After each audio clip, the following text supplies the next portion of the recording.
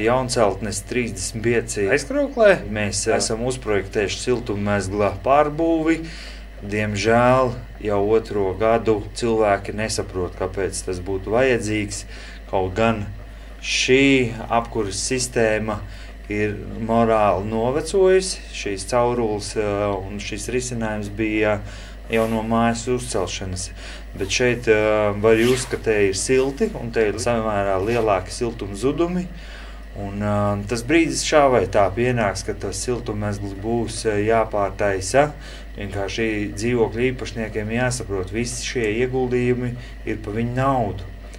Un neviens cits nenāks un atbalstu kā pašiem krāt un meklēt risinājumu finanšu līdzekļos, vai tas ir altuma kredīts vai uzkrājums, cita risinājuma arī nav. Arī jumta segums ir bēdīgā stāvoklī, betona paneļi ir ar armatūra atsaktām un tas pie lieliem nokrišņiem sala un saules un vēja iedarbībā tikai pasliktināsies arvien vairāk un vairāk šie bēdīgāka situācija kļūs. Šeit ir apkuras caurule, kurā iekšā atrodas vēl daudzas tievākas caurules, kapara vai misiņa. Un viņas ir kā siltummaiņas, kas noņem to siltumu attiecīgi pēc ieregulētās temperatūras.